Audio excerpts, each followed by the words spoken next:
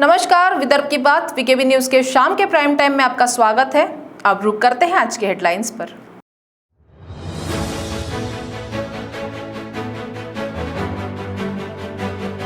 दसवीं state board के नतीजे हुए राज्य भर में घोषित। नतीजों में नागपुर विभाग रहा सबसे पीछे, कोंकण विभाग रहा अव्वल।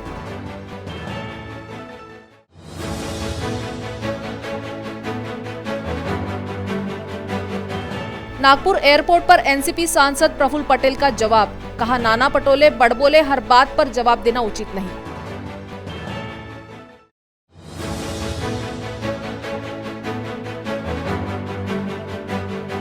और स्टॉक लिमिट के खिलाफ देश भर में विरोध जारी। कलमना में बाजार रहे बंद, व्यापारियों ने जताया विरोध।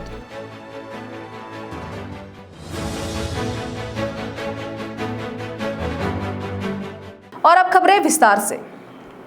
महाराष्ट्र माध्यमिक 10वीं बोर्ड के नतीजे शुक्रवार को घोषित किए गए। इस बार कोविड नियमों के कारण 10वीं बोर्ड की परीक्षाएं रद्द कर दी गई थी, जहां स्कूल के मूल्यांकन के आधार पर पूरे राज्य में नतीजे घोषित किए गए, जिसमें राज्य भर में नागपुर विभाग नतीजों में सबसे पिछड़ गया, जबकि कोंकण विभाग के नतीजे 100% रहे।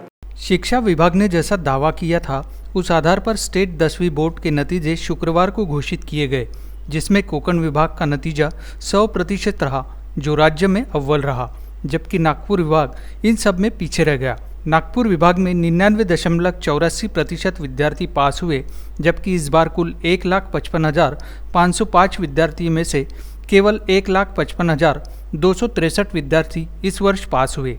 नागपुर विभाग में कुल 242 विद्यार्थी इस बार फेल हुए हैं। नागपुर विभाग में कुल 6 जिले आते हैं, जिनमें से गोंदिया जिले में सर्वाधिक 99.61% विद्यार्थी इस बार उत्तीर्ण हुए हैं, जबकि दूसरे क्रमांक पर 99.59%, वही क्रमवारी वर्धा 99.44%, नागपुर 99.28%, तो चंद्रपुर जिले में 99.10% विद्यार्थी इस बार उत्तीर्ण हुए हैं। पूरे राज्य भर में इस वर्ष 10वीं स्टेट बोर्ड की परीक्षा में 15,75,752 विद्यार्थियों में से 15,74,994 विद्यार्थी उत्तीर्ण हुए हैं, जबकि पूरे राज्य भर में केवल 758 विद्यार्थी फेल होने की जानकारी शिक्षा विभाग द्वारा दी गई है।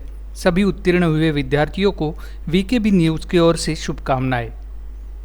असामान्य परिस्थितीमध्ये हा निर्णय घेतलेला आहे आणि इयत्ता 10वीची निकाल घोषित केलेले आहेत। त्यामध्ये इयत्ता 9वीच्या अंतिम निकालावर आधारित आणि इयत्ता 10वीचे अंतर्गत लेखी मूल्यमापन आणि तोंडी परीक्षा अशा प्रकारे 50% भारांश, 30% आणि 20% अशा प्रकारे 100% हा निकाल जाहीर केलेला आहे।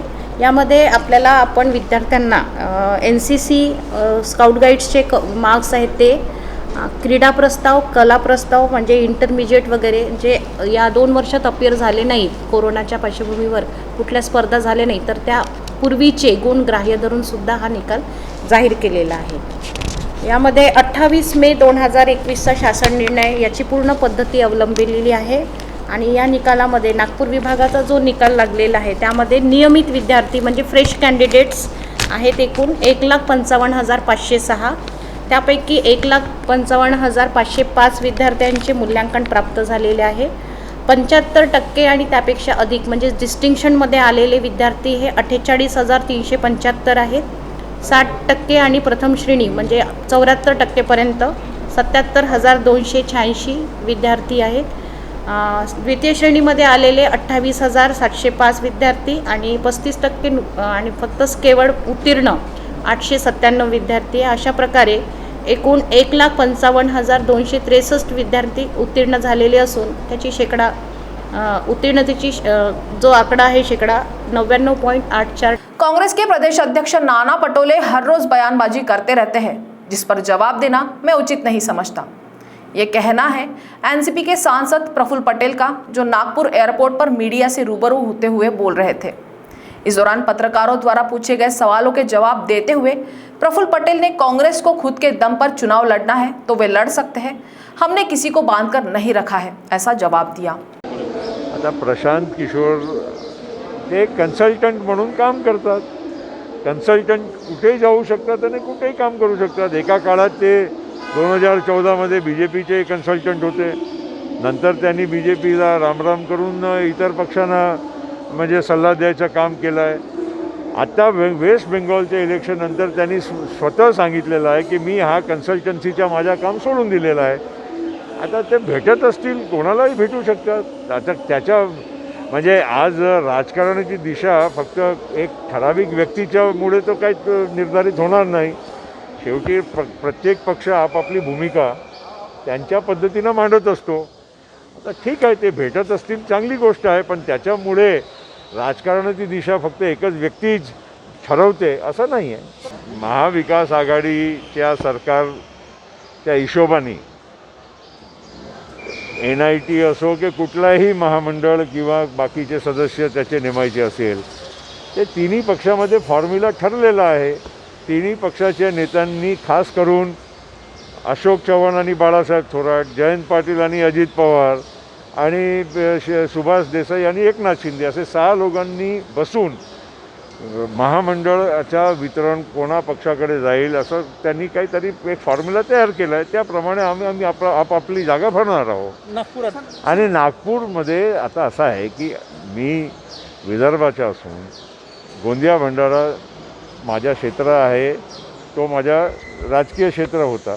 पण त्याचा अर्थ हे नाही आहे, आज शेवटी मला एक पक्षाचा ज्येष्ठ म्हणून ही जबाबदारी आहे की आमच्या पक्षाच्या विस्तारासाठी बाकी लोक भाषा जशी वापरतात तर आम्ही आमच्या पद्धतीनं आम्ही तशी भाषा नाही वापरत, आम्ही काम करतो. आता काँग्रेसचा अजेंडा काय आहे ते त्यांनाच तुम्ही विचारा.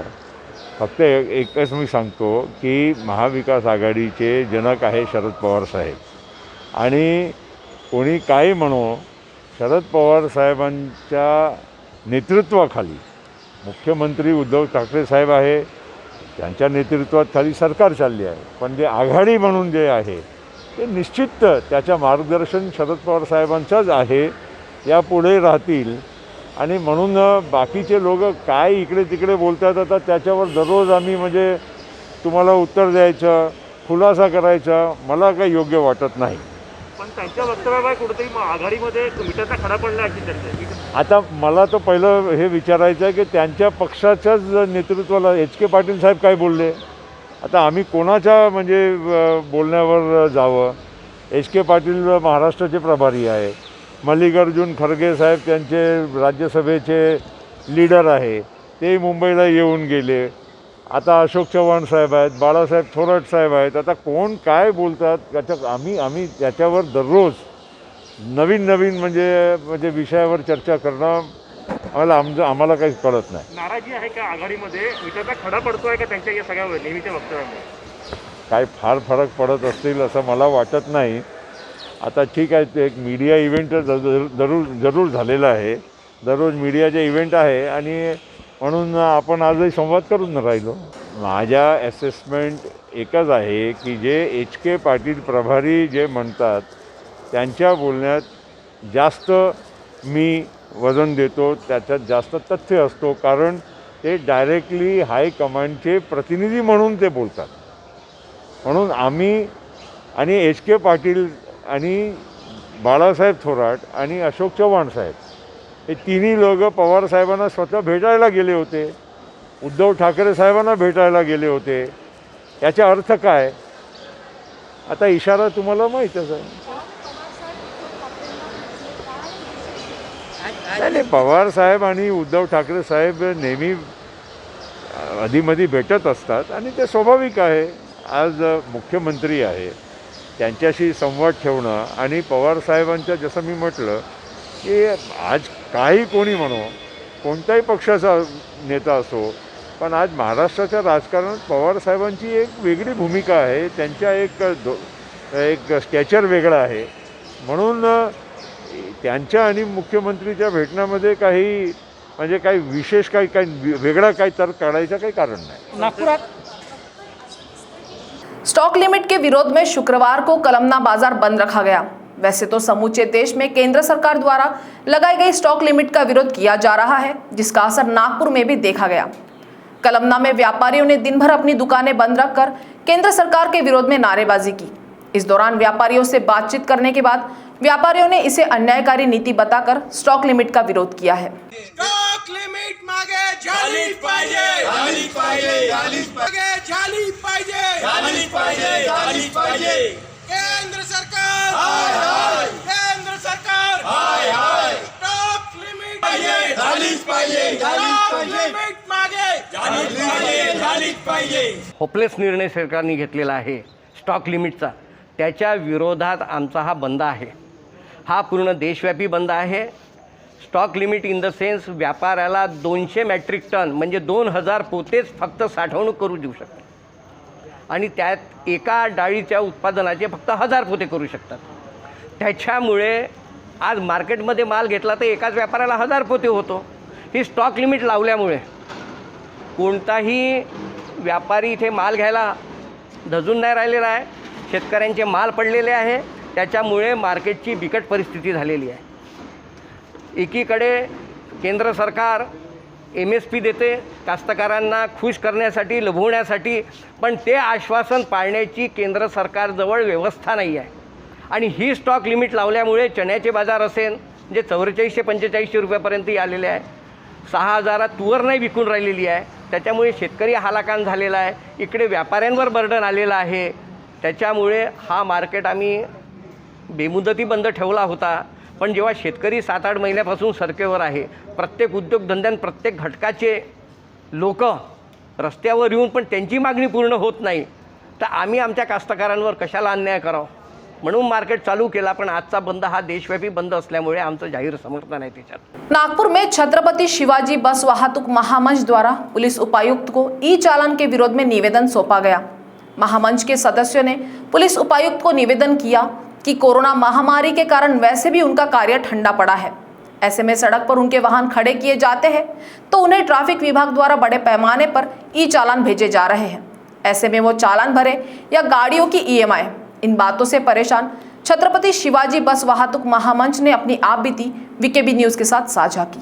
आम्ही छत्रपति शिवाजी बस वाहतूक महामंच नागपूर या माध्यमातून आम्ही आज सारंग आव्हाड साहेब उपायुक्त वाहतूक शाखा नागपूर शहराला निवेदन देण्यासाठी आलो। आमचा एक महत्त्वाचा एक म्हणजे विषय असा आहे की जे आज नागपूर शहरामध्ये ई चालान गाडी उभी असताना गाडीमध्ये ड्रायव्हर नाही आणि सीट बेल्टचं चालान देऊन राहिले, अशा भरपूरशा गोष्टी आहे। ते चालानचा ज्या विषय आहे त्या विषयाला घेऊन आम्ही ते निवेदन देण्यासाठी आलो। सर्वात महत्त्वाचा विषय असा आहे की आता आमच्याकडे भरपूरसे असे चालन आहे जमा, ते आम्ही ते हार्ड कॉपी घेऊन त्याच्या साहेबांशी चर्चा करण्यासाठी आलो आहे। तर एक म्हणजे महत्त्वाचा विषय असा की आज 4 वाजता नंतर नागपूरमध्ये नाकाबंदी आहे आणि एक आमचा एक सदस्य म्हणजे तो रात्री 12 वाजता ती बस नाकाबंदीला थांबवली आणि त्याला चालन दिलं 500 रुपयाचं। त्याच्यामध्ये रिमार्कमध्ये त्यांनी टाकलं की विनाकारण फिरताना आढळले। आता मला तरी सांगा, मला याचं उत्तर द्या म्हणा की एक 17 सीटर बस तो ड्रायव्हर विनाकारण कशाला फिरायला घेऊन जाईल? हे अशा भरपूरशा गोष्टीमुळे आम्ही बसवाले भरपूर त्रास होऊन आला। म्हणजे प्रत्येक वाहनासाठी हा विषय आहे। ही चालन काढली, फोटो आला चालन, घरी आपण जात नाही चालन येऊन जाते आणि मग इमेज पाहतो काहीतरी रिमार्कमध्ये लायसन नाही आहे, ते नाही, असे विषय घेऊन ते आम्हाला फाईन करून आले। याच्यासाठी आम्ही या संदर्भासाठी आम्ही बोलासाठी सागर इथं भेटायला आलो। सर, मेरा नाम आशीष पाली है। गुंजन ट्रैवल्स के नाम से मैं फर्म चलाता हूँ। टूर्स एंड ट्रैवल्स का हमारा बिजनेस है। लॉकडाउन की वजह से पिछले 1.25 साल से गाड़ियाँ लगातार खड़ी है।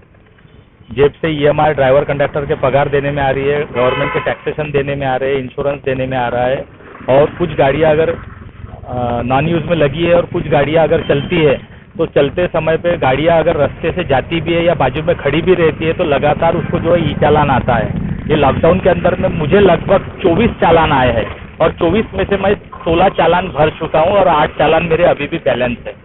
तो आज ऐसी हमारी हालत है, हम टैक्स भरे, EMI के हफ्ते भरे, एक तो फाइनेंसर की अलग दिक्कत है, गवर्नमेंट की तरफ से टैक्सेशन की अलग दिक्कत है, इंश्योरेंस की अलग दिक्कत है, और बीच में अगर पुलिस वाले हमको एंट्री के लिए परेशान करते हैं और साथ ही साथ लगातार ई चालान हमारे को आ रहे हैं, तो हमने कैसा हमारा गुजर बसर करना, इसके लिए हम आज यहाँ उपस्थित हुए सर के पास, DCP साहब के पास।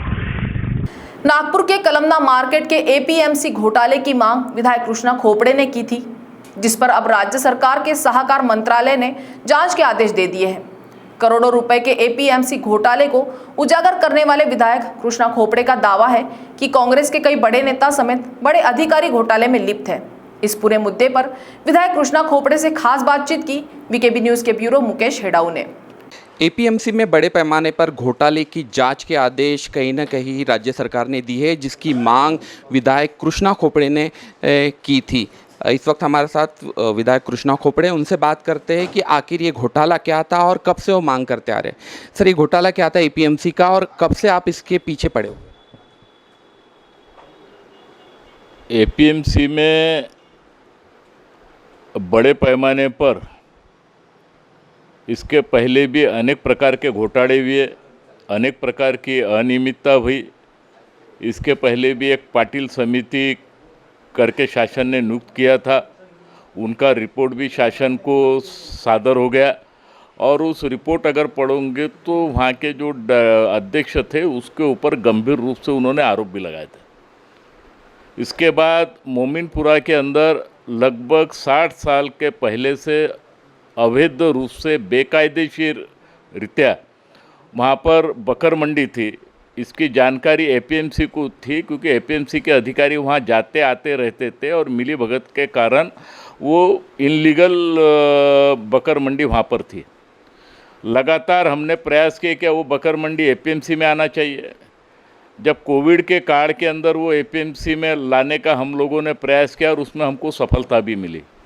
आज वहाँ पर मोमिनपुरे के अंदर काश्तकार हलाकान होते थे, काश्तकार अपना माल बेचने के लिए लाते थे, उनकी लूटालूट बड़े पैमाने पर होती थी। ये सारी जानकारी एपीएमसी के प्रशासक को थी, लेकिन एपीएमसी के प्रशासक के ऊपर राजकीय दबाव था, राजकीय नेताओं का उन पर आशीर्वाद था और इसलिए लगातार इसकी अपेक्षा हो रही थी। मैं तो बाला साहेब पाटिल जो सहकार मंत्री है उनका अभिनंदन करता हूँ कि उनको मैंने पुरावे के साथ इस बकर मंडी के डॉक्यूमेंट उनको सादर किया और उस आधार पे जो कार्रवाई भी इसके पहले भी उन्होंने इंक्वायरी के आदेश दिए थे, लेकिन भूसारी राजेश भूसारी ये सीनियर अधिकारी होने की वजह से जूनियर अधिकारी को इंक्वायरी सौंपी गई थी और इसलिए उसकी इंक्वायरी अभी सीनियर अधिकारी खंडा गड़े सहकार क्षेत्र के एक अच्छे अधिकारी है, उनको अधिकार उन्होंने अभी सौंपा है, वो उनकी चौकसी करेंगे। मोमिनपुरे के अंदर आज इतने सालों से बकर मंडी थी और लगभग 51 दलाल वहाँ पर थे। 51 दलालों ने उस जमाने में कृषि उत्पन्न बाजार समिति थी, उस समय उन्होंने लाइसेंस निकाले थे, लेकिन इन 50-60 सालों के अंदर एक भी महसूल उन्होंने भरा नहीं, एक भी राजस्व टैक्स उन्होंने भरा नहीं। जबकि तुम रहो चाहे मैं रहूँ, अपन हर साल कोई भी चीज़ का रिन्यूअल होता है, चाहे लाइसेंस हो, इनकम टैक्स हो, जो भी करना है अपन हर साल अपन टैक्स भरते हैं, लेकिन इन्होंने 50 साल के अंदर ना टैक्स उसका भरा, ना लाइसेंस उन्होंने रिन्यूअल किए। जब हाई कोर्ट ने ऑर्डर दिया कि एपीएमसी के अंदर ये बकर मंडी आप शिफ्ट करो, उसके एक दिन पहले प्रशासक और उनके संबंधित नेताओं ने मिलकर एक दिन पहले ये सब लाइसेंस उनके रिन्यूअल किए, जबकि कायदे से लाइसेंस रिन्यूअल हो सकते नहीं क्योंकि उनको ब्लैक लिस्ट करना था, उनके ऊपर एफआईआर दाखिल करना था क्योंकि करोड़ों अरबों रुपए का महसूल उन्होंने डुबाया है। और लाइसेंस भी ऐसे थे कि एक एक परिवारों के 5-5, 6-6 लोगों के नाम से लाइसेंस थे और इसीलिए इसकी संपूर्ण जानकारी मैंने शासन को दिया और शासन ने भी इसको गंभीरता से लिया है और निश्चित रूप से अभी उम्मीद है कि ये एपीएमसी का पूरा ये भांडा फूटेगा। इसकी प्रामाणिकपणे अगर इसकी जांच हुई तो अनेक राजकीय नेता, क्योंकि किसी की इच्छा नहीं थी कि मोमिनपुरे से ये बकर मंडी एपीएमसी में शिफ्ट हो, क्योंकि उसके पीछे कांग्रेस के ही बड़े नेताओं का हाथ था, ग्रामीण के जो खासदार थे उनका भी हाथ था। वो भी चाहते थे कि ये बकर मंडी मोमिनपुरा के अंदर ही रहे और काश्तकारों की ऐसी लूट होते रहे, यही उनकी शायद इच्छा होंगी। लेकिन हम सब ने मिलकर वहाँ मार्केट में एपीएमसी में मार्केट में वो लाए, बकर मंडी लाए और आपको आश्चर्य लगेगा जब से ये बकर मंडी वहाँ पर आई है लगभग 15 लाख रुपए महीने का शासन को वहाँ से रेवेन्यू मिल रहा है। एपीएमसी को उनका निधि 15 लाख रुपए के आसपास मिल रहा है। इससे अंदाज़ा लगाओ कि 50-60 साल के अंदर कितने करोड़ों अरबों रुपए का भ्रष्टाचार हुआ होगा, ये सभी के अभी ध्यान में आएगा। लेकिन इसकी इंक्वायरी निश्चित रूप से जो आदेश शासन ने दिए है, और मुझे आशा है कि ये निश्चित रूप से इसका मार्ग निकलेगा और अच्छे इसमें बड़े पैमाने पर लोग फंसेंगे। कृष्णा जी, आपने सीधे सीधे आरोप लगाया कि इसमें राजनीति हुई है और कई सारे प्रशासकीय अधिकारी इसके चपेट में हैं। करीब कितने का ये भ्रष्टाचार है और कौन कौन ऐसे जो राजनेता है, कौन से पार्टी से जुड़े हुए, साफ तौर पर एपीएमसी के अंदर किसके भरोसे एपीएमसी चलती है, किसके दबाव के अंदर प्रशासन काम करता है, ये नाम बताने की आवश्यकता है, ये जग जाहिर है। क्योंकि सभी को मालूम है कि एपीएमसी के अंदर जब जब भ्रष्टाचार हुआ, इसके पहले भी जो कमेटी बैठी थी, जो उनके अध्यक्ष बैठे थे, उन्होंने भी अनेक प्रकार का वहाँ पर घोड़ किया। खुद को अधिकार न रहते हुए उन्होंने गाड़े को, वहाँ के दुकानों को रजिस्ट्री करके देने का भी काम किया, उसके ऊपर भी इंक्वायरी बैठी, वो भी प्रकरण दबाने का प्रयास उनके माध्यम से हुआ है।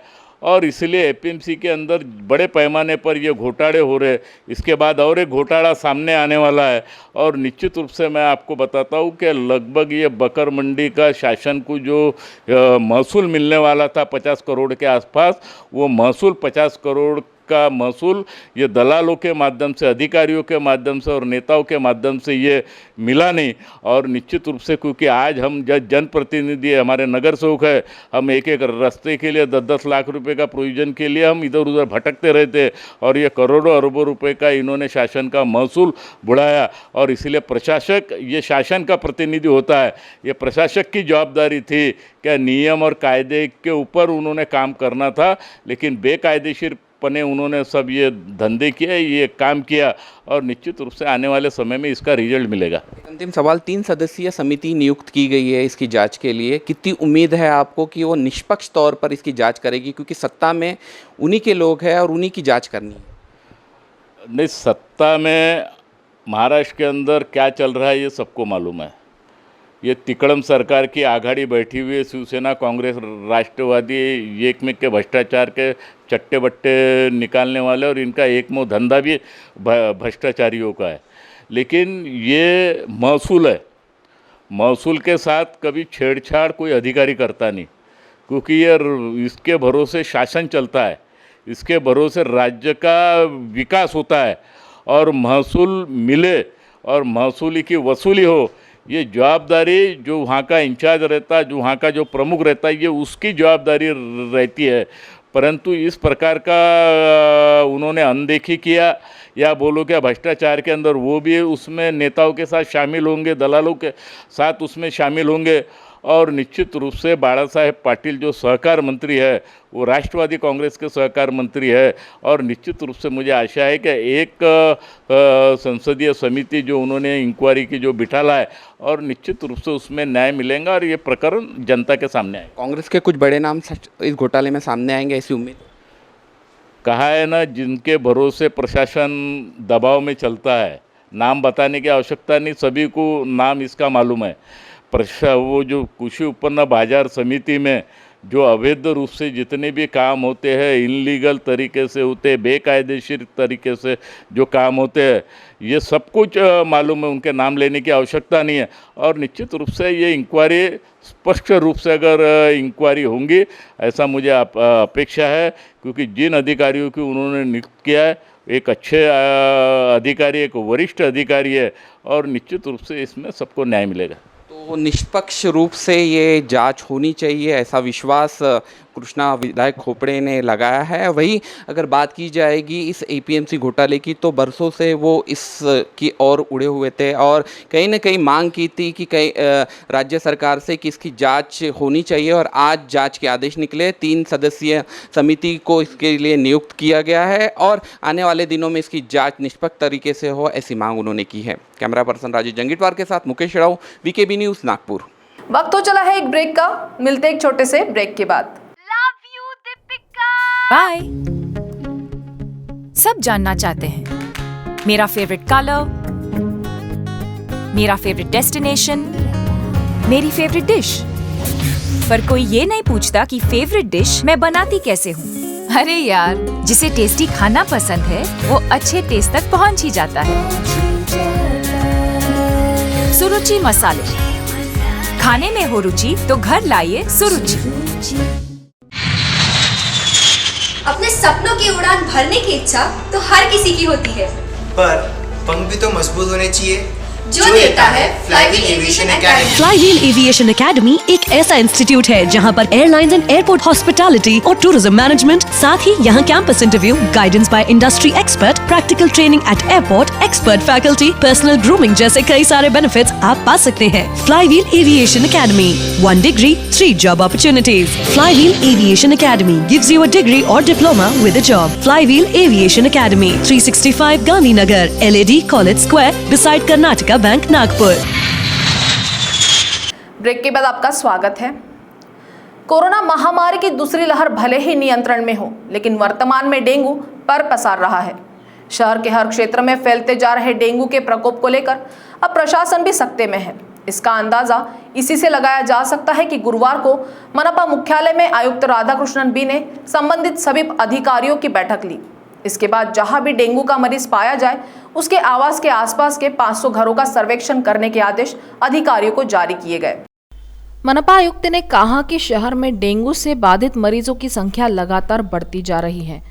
नियंत्रण के लिए तुरंत उपाय किए जाने चाहिए। डेंगू का लार्वा केवल स्वच्छ और साफ पानी में ही बढ़ता है। यहीं से मच्छरों की पैदावार बढ़ती है, जिससे लोगों के घरों का सर्वेक्षण कर जहां पानी जमा रहता है ऐसी जगहों को चिन्हांकित किया जाना चाहिए। फ्लावर पॉट, कूलर की टंकी, टायर, वाहन दुरुस्ती की दुकानों में पानी जमा रहता है, इन्हें खाली करने की अपील की जानी चाहिए। साथ ही लोगों में इसे लेकर जन जागृति की जानी चाहिए। डेंगू पर नियंत्रण के लिए माइक्रो प्लानिंग करने के निर्देश भी अधिकारियों ने दिए। नागपुर के संविधान चौक पर शुक्रवार को नागपुर महानगर पालिका अस्थायी कर्मचारी संगठन की ओर से अपनी विविध मांगों के लिए प्रदर्शन किया गया। संगठन के अध्यक्ष जम्मू आनंद ने इस प्रदर्शन का नेतृत्व करते हुए अस्थायी कर्मचारियों की समस्याओं को उजागर किया।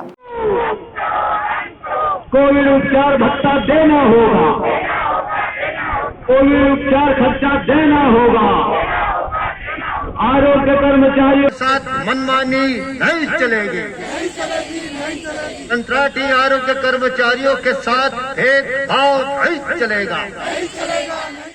शहर के संविधान चौक पर शुक्रवार को महानगर पालिका के प्रशासन के खिलाफ अस्थायी कामगारों ने अपनी मांगों के चलते मांग दिवस मनाया। इस मांग दिवस के दौरान अस्थायी स्वास्थ्य सेविकाओं की ओर से जम्मू आनंद ने की अगुवाई में जानकारी देते हुए बताया गया कि कोरोना जैसी भीषण समस्या के बीच स्वास्थ्य सेविकाओं ने घर घर जाकर अपने स्वास्थ्य की परवाह किए बगैर जनता के स्वास्थ्य का कार्य किया और महानगर पालिका के साथ कंधे से कंधा मिलाकर कोरोना की जंग लड़ी। बावजूद इनके इन अस्थायी स्वास्थ्य सेविकाओं को अब तक मनपा ने कोई प्रोत्साहन भत्ता नहीं दिया है, जबकि मनपा प्रशासन का उत्तरदायित्व था उनको प्रोत्साहन भत्ता दिया जाए। इसके अलावा अन्य भी मांगे जम्मू आनंद ने रखी। जम्मू आनंद नागपुर महानगर पालिका अस्थायी आरोग्य कर्मचारी संगठन का अध्यक्ष।